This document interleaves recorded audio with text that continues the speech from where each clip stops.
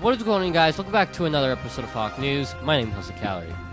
I'm Colin Eliason. And I'm Joe Cavallero. Today is Friday, May 4th. It is a day one. We start with a period A. And here are today's top stories. I'm back. We got Colin Eliason here, too. It's going to be a good show. Let's get this thing started. Yesterday was the blood drive, courtesy of Red Cross. Well, technically it was the second to take two of the American Red Cross blood drive here at BHS. And for the occasion, I managed to interview some of the people who participated and some of the people who drew the blood. Let's take a look-see. Hello everyone, it's Colin of Hawk News, and I'm coming to you live with the blood drive today on May 3rd, 2018. Let's take a look-see. Hello there, I'm Colin, and what can you tell me about the blood drive? Anyone? Any takers? We've had a lot of volunteers, which is good. Okay. What do you usually have to do? We just check them and make sure they have IDs. Okay, anything else? No. What's your favorite thing about the blood drive? It's really beneficial to people that need blood, so it's good to have people volunteer to do that. Excellent. Do you know the 4 blood types? Type O, type A, type B, type AB. Yeah. Correct. Gotcha. That's right. Yep. But do you know the difference between them? I do not. Do you know which one's universal? Oh. That's right. Yep. You're so smart. Thank you. Eating freshman biology. Yep. It's nice talking to you, nice students. Thank you, Colin. Yeah, bye. Bye. So, what type of things do you know the base?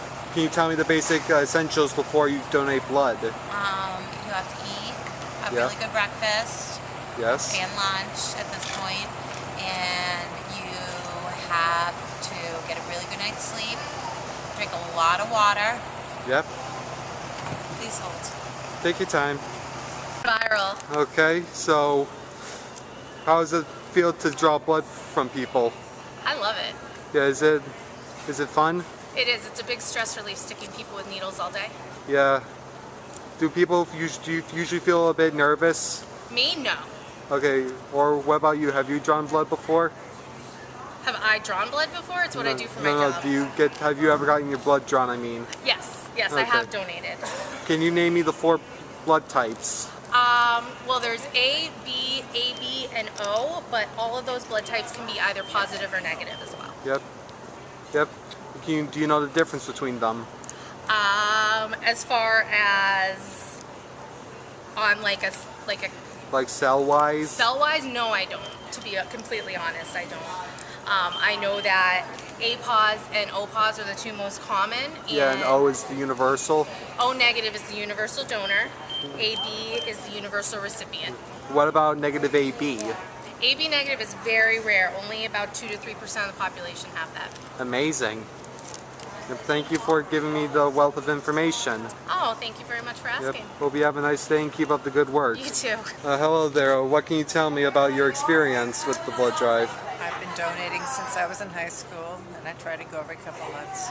Amazing. What's it like getting your blood drawn? No problem. Okay. Well, what about you? I did not get my blood drawn today. Oh, sorry. Anyone else? I've gotten my blood drawn before. Is it a bit nervous? A little bit, but you get used to it. Yeah, don't you feel a bit woozy? I didn't experience any wooziness, but Okay. There you have it, people. This has been the blood drive. I'm Colin of Hawk News. Let's make a difference in the world. Peace. All right, so we have a top 10 famous people with, some sort of disability, and these guys are going to read it off. So let's start off with number 10. Number 10. Thomas Edison, inventor of the light bulb, was diagnosed with deafness. Number 9. Walt Disney, who was a famous cartoonist, who was diagnosed with dyslexia. Number 8. Dan Aykroyd, who's an actor who played Raymond Stantz in the film Ghostbusters, who's diagnosed with Tourette's syndrome. Number 7. Alfred Nobel, inventor of dynamite and the Nobel Prizes, diagnosed with epilepsy. Number 6. Roman Emperor Claudius, who was diagnosed with polio. Number 5. Wolfgang Amadeus Mozart, a child prodigy and composer, diagnosed with autism spectrum disorder. Number 4. Satoshi Tajiri, creator of the Pokemon franchise, diagnosed with Asperger's syndrome. Number 3. Harrison Ford, best known for being an actor who played Han Solo in the Star Wars trilogy, diagnosed with OCD. Number 2. President Abraham Lincoln, as I said, President of the United States, diagnosed with bipolar disorder. Number 1. Professor Stephen Hawking, a famous scientist diagnosed with ALS or Lou Gehrig's disease, who worked for NASA, who sadly died on March 14th this year. That is all for the top 10 lists. And now, the one and only Colin Eliason with Colin's Criteria. Let's see what he has for us today. Let's go, Colin.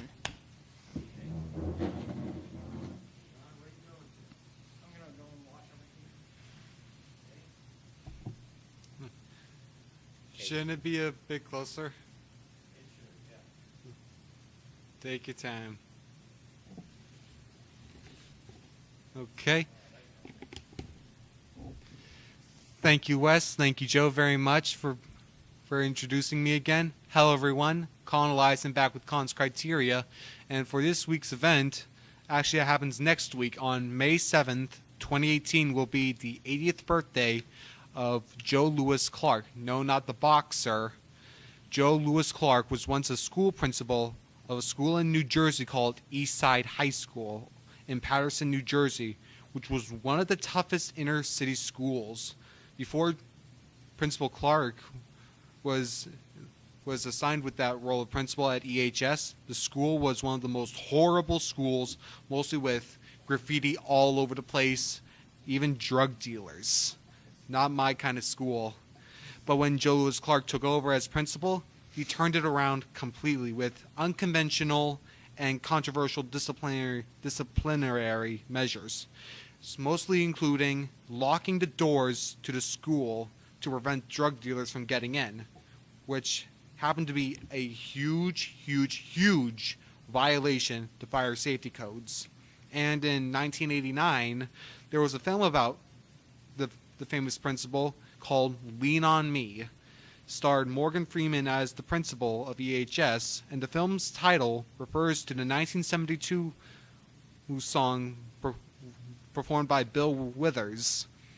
And as it says, we all need somebody to lean on. That is all for Colin's Criteria. Peace out, and may the 4th be with you. And now it's time for sports, the best segment of all time, with Wes Calorie. Let's go, Wes. Take it away, Wes. Hey, Tyler, sports me over that sports ball. Sports! Oh, yeah, guys, thank you very much. Well, we haven't had a lot of good luck in sports the last couple days. Obviously, you guys know this filmed on a Thursday, so we don't know exactly what happened in Celtics-Philadelphia 76ers game. But if they won, yippee. And if they lost, then...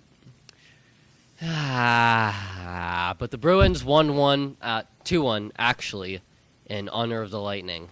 So that's not going too well. Lightning are first in the conference. Bruins are second. I don't really know why they're playing each other. The Red Sox, they lost in 13 innings when Bellingham was there, and we played him. It was a very good game.